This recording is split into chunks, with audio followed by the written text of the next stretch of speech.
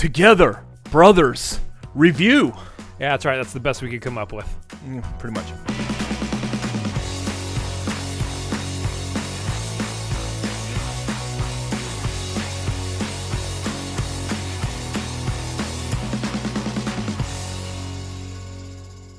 Welcome to Cinefanatics. My name is Robert Adams. I am Chris Adams. And we just got done seeing Kingdom of the Planet of the Apes. Yes.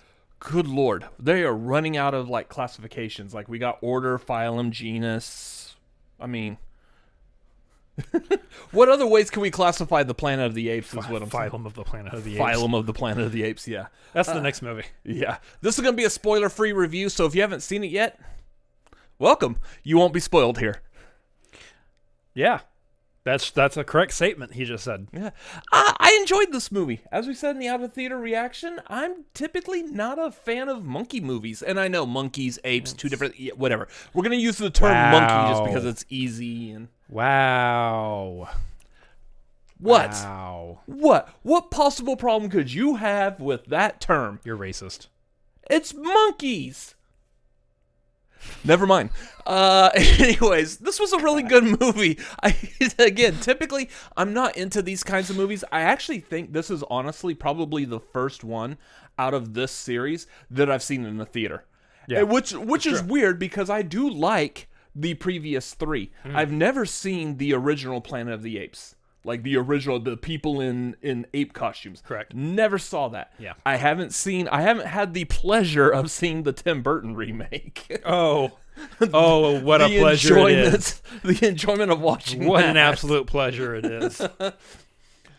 You have seen that one. I've seen that one. I haven't seen all the originals either. Just these new ones and the Tim Burton one. Every single Planet of the Apes movie that has come out since Rise are far and away better than the Tim Burton one. I can't speak for if they're far and away better than the originals, because again, I also haven't seen them, but they have been enjoyable. Dawn is easily my favorite of the trilogy. Rise is really good. War is fine. War was fine. It had some good moments. War was a lot darker, but the thing with War is, for the premise of these movies, War needed to go the direction that it went. Yeah. If it didn't go that direction, that would have lost your audience right there, because everyone's like, what are we doing? Why are we still doing this?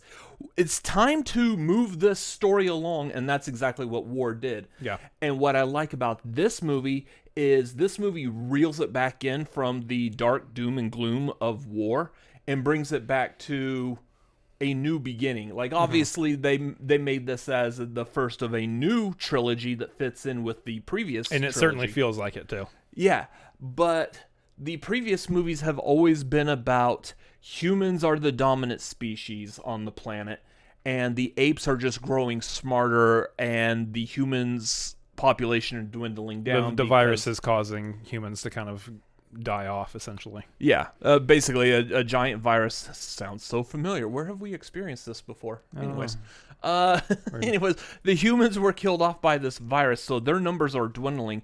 So we got this as the first movie, again, supposedly of a new trilogy, where it really does feel like apes are now becoming the dominant species. When they say this is the Planet of the Apes, we're finally getting there, or it feels like it.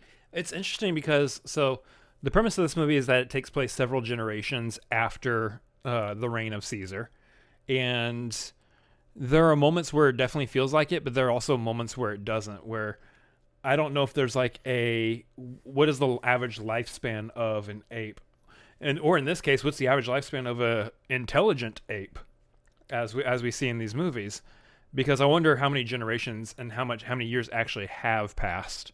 But the thing of it is that it does feel like that fresh start. It does feel like a fresh trilogy, whereas the first trilogy was focusing on the rise, obviously, of the apes and the fall of the human. Now I feel like this new trilogy is going to be continuation of the apes and then the re-rise of humans. That would be my guess. I feel like it's more of the apes are now coming to terms with like technology and stuff. Yeah. Like we don't have apes building vehicles yet, but we do have them doing a lot more. Or indoor plumbing. Yeah, well, yeah. This is a joke that both of us made at the beginning of this movie while watching it. We don't have indoor plumbing. We don't have vehicles. There are apes in this movie that are using cattle prods, it looks like. So, I mean, we've gotten some kind of an intelligence level to understand what electricity is and how it works and what it does. But just not how to fully harness it in the proper way yet. Yeah, and I think that's going to be the next step that I think these movies are going to take is we're going to push these apes into more of a modern technology, and how will they adapt to modern technology. In the meantime, the humans are still struggling to survive at some point, and possibly we'll have a resurgence of some sort. I mean, the world still exists. Obviously, we are now in a time period in this movie where plant life has kind of taken over most cityscapes. We are definitely in what would otherwise be considered a post-apocalyptic type scenario. It's just that apes are now running the show, essentially. I know you did point out something in the movie that I thought was interesting. Look in the background during these, because as you were saying, like plants taking over cityscapes. There's definitely nods to stuff that's recognizable in real life, but it's in the future with vegetation all over it, and you're like, oh, that's where they're at. Like, that's kind of interesting to see the forward progression of I would say a withered landscape. It's not really a spoiler because pretty much all of the movies have basically taken place in California. This one obviously takes place in California again. I think there's a shot at one point of the Golden Gate Bridge again. The movie started in San Francisco. Yeah, the whole series started in San Francisco, and then this one there's definitely landmarks of Los Angeles in nature that are present. So you can tell it's over on that Pacific coast. But anyway, so what's interesting about this is that this being kind of a post-apocalyptic scenario, you got your director Wes Ball who is involved in this. He's known for the Maze Runner movies, and I'm pretty sure he has like one or two other films in his filmography that deal with like apocalyptic type scenarios. So he was the right guy for the job, it turns out. Do you have a post-apocalyptic movie you want to make? Hire Wes Ball. He's good at those. Well, he's also really good at balancing that and like character work too, which is something that Matt Reeves did really well also in the other Planet of the Apes movies. And Rupert Wyatt.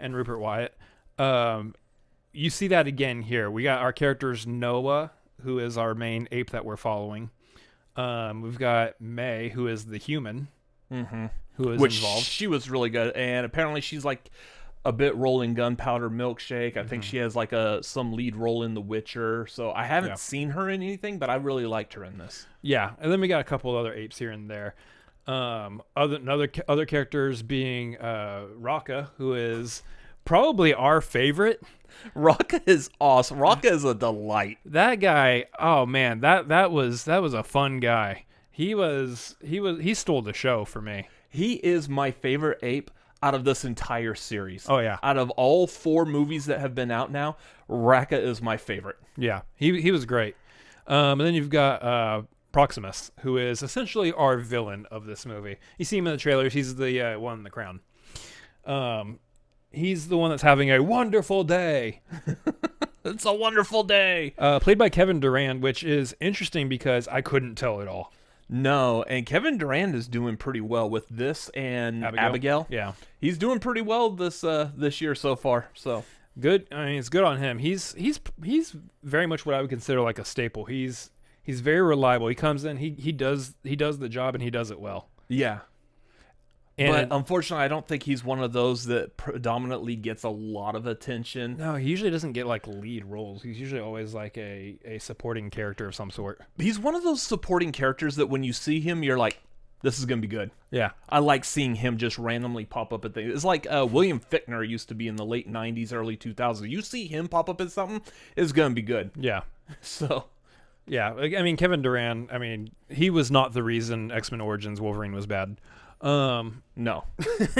Anyway, so the whole scenario obviously here is Noah, our lead ape, is trying to find his clan. They all went missing as some bad apes came in and essentially tore down his village, burned down his village, and took his clan away. In the meantime, he meets this human and is trying to figure out, well, who is the human? What is her intentions? And then where's my clan? And the whole thing is just that kind of that journey. It's basically a journey's tale, essentially, all the way through. And it's a very interesting thing that where I say it feels like they went back to kind of basics with it instead of like building up the whole lore of Planet of the Apes and kind of resting on just we've built up the lore. It's the lore kind of plays a background note to it. It exists. You know that Caesar was once the leader of the apes. We have a respect and regard for him, even though we don't fully know who he was anymore. Mm-hmm. We do have a respect and regard for the words that he spoke and how he was a leader. But now you have this kind of like real baseline. Okay, now we got a new trilogy. We're going to start from here. And it's really kind of refreshing, you know, halfway through what I assume is going to be like a 6-movie run, halfway through and going, okay, everybody feel good about the last 3? Let's start again. Yeah, because I think it did a really good job of, you already know coming off of those previous 3, apes are getting smarter. They're dominating the planet. Yeah. Humans are getting dumber as we get further in time. This is basically idiocracy is what's happening here. with apes. With apes becoming the dominant, like that's essentially what this is. But yeah, it and I think that was the need originally. Like when I saw this was going to be like generations later, like why do we have to have like random time jumps?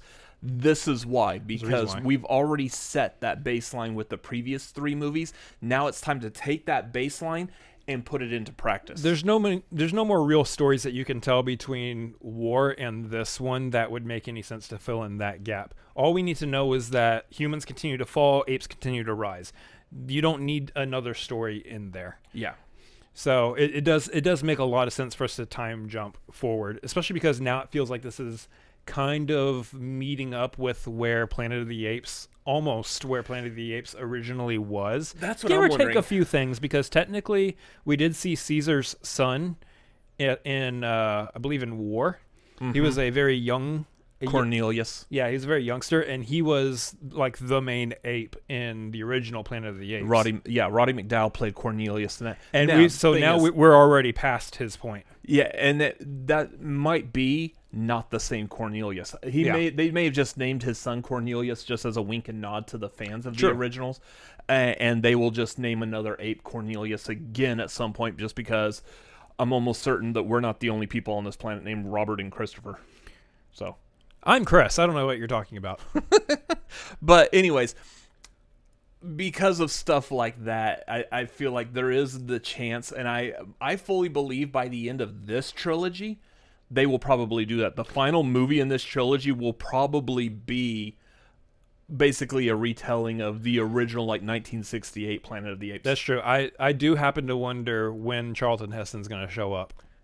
Complaining about the damn dirty apes. It's probably... That's also racist. Never mind. Sorry. Charlton Heston's probably not actually going to show up because... reasons.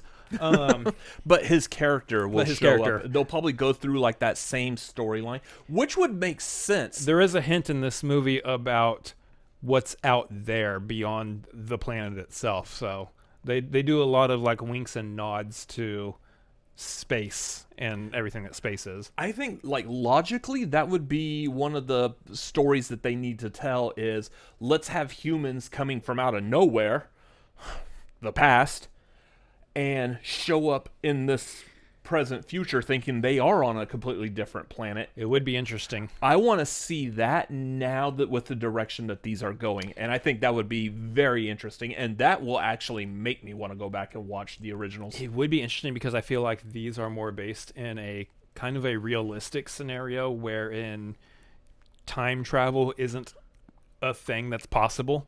Yeah, they're going to need to do something in these movies to kind of like... Well, I mean, we've already got talking apes, so... Yeah, it's kind of weird. There's a weird dynamic here that, yes, that is implausible. We can put aside our sense of... what is it? Normalcy, reality. the plausibility of everything. We can put that aside for the fact that an ape can get smart, can learn language, can do all that. Because But we can't believe humans can time travel yet. But That's too much. But time travel as a scientific idea is just impossible. So, For the most part, I think everyone and their mom has done it at this point. Avengers, Marty McFly, you know. Sure. As a whole, though, this movie was actually a really good time. I don't really have too much bad to say about it. Some people might find there being like a pacing issue here and there. I saw a lot of people complaining about pacing. But for me, I felt like the movie was just the right length. I don't really feel like there's a whole lot that they could have trimmed away. Outside of like a couple minutes here or there, some like quiet moments, but I think it's negligible. It just really wouldn't matter. You really wouldn't, if you had watched this and then edited those few minutes away, it really wouldn't have changed anything, I would think. Yeah. For the most part, I feel like it's just the right length. Again, like everyone's coming to play. Everyone does a fantastic job in this movie. The visuals are something that this franchise has been on point with. Mm-hmm. And this one is probably the best of the bunch, I would think. There are moments where we have nice tight close-up on Noah's face, and I'm like, that's a real ape. In the daylight. That's a real ape. Yeah, in daylight. Typically, a lot of CGI-heavy movies will do stuff like that at night. Say, like the end of the first Venom movie, where, the end of both Venom movies, where they're fighting at night to kind of hide like how sloppy the CGI can get in Not some this time. cases. Everything's pretty much in the daylight. There's still obviously some where you do have like some shots of uncanny valley, like, okay, that ape's not actually there. But I mean, it's easily like just forget about it and just enjoy the movie. It doesn't stick out If like that's a sore the case, thumb. barely. I mean, like I was saying, they did close-ups on his face, and I was like, they somehow made a real ape learn English and act in a movie. Yeah. Fantastic job. So that's huge. I also hear that this did not have as high of a budget as a lot of others I guess I can see that. which is insane considering the level of visual care that this movie has.